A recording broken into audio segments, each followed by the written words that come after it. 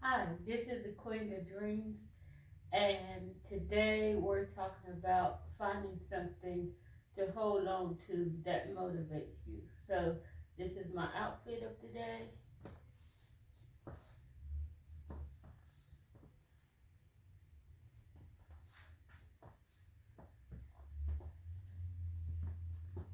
So, finding something that motivates you is very important in order to, when you have those down times and you don't have anything to look up to or look forward to in that moment, you can think about what's driving you, what this drive is for. Now, for me, I remember when I was younger, my mom was really sick, so I kind of made up a lot of stuff in order to keep me going and to for my happiness. I pretended that she wasn't as sick as she was. During that time, she was I would sit with her, and she would tell me that I was different and that I was going to be able to do something very positive and have a big change in the world. So I remember that, and I kept that with me because not only did she tell me that, I knew that by what I now know is my higher power that had actually visited me and allowed me to know that I was different. So between her and that essence of power uh, that visited me when I was younger, I carried that with me throughout life. For me, I didn't share that part of myself with a lot of people. I shared bits and pieces of myself, but that I kept and I hold dear to myself because no one could touch that. No one could touch that part of that motivation, that strive, that essence of who I was, that kept me going.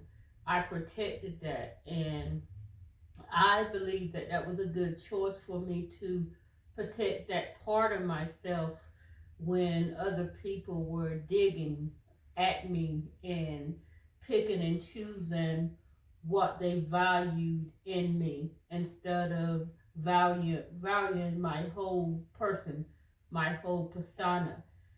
They was like picking, okay, well, we like this part about you, so we're going to stick with this part and we're going to identify you by this part. And then someone else will choose another part. Um, I wasn't the type of person that wanted to be pulled apart that way because it was very draining to me. It was very hard to keep up with all of these identities that people had for me. And then when I would respond um, to people with who I really was, it was kind of a sort of rejection, um, as if I wasn't allowed to be my total person. So when you do have something that you value, something that's a part of who you really are, something that you're striving, something that you're holding on to, that's encouraging you, that's motivating you, that's the core of who you are. Just try to remember that when times are not so good for you, when you go through those dark years where you're trying to identify what really is going on with your life, what you really want, where you really are. Where you really are may not match with who you are. And it's a sort of sadness that come with that when you have to be around people and be around things or have a job where it's nothing of you. It's like your body is there. You see everything around you. You hear people talking, but you can't relate to anything in your environment. It's the opposite of who you are. And you question yourself, why am I here? What is this for? Should I just walk away? And just think about when you do decide to just walk away from something, you have to rebuild. You have to start something else from the bottom.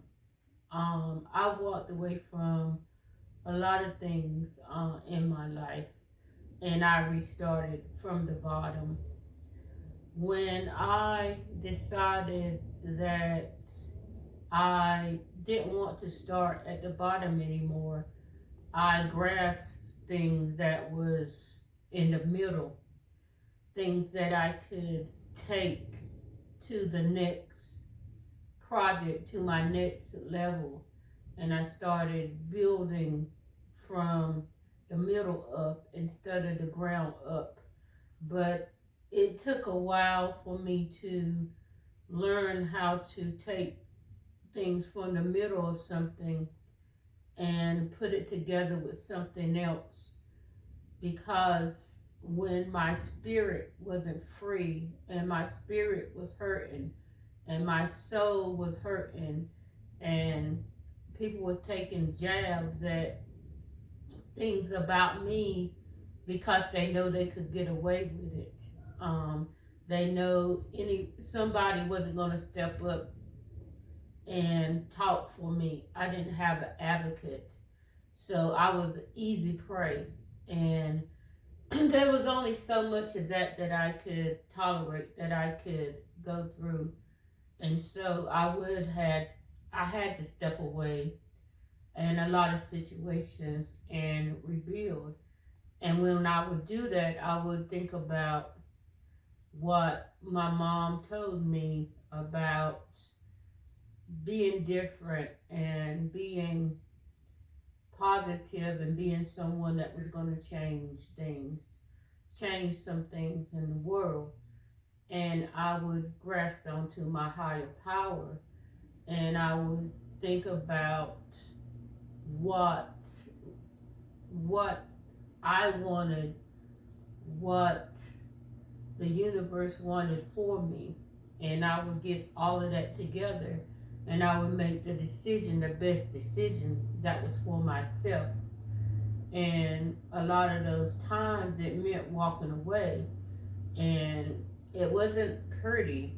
Um, it's not easy starting from the ground up. Do I suggest starting from the ground up?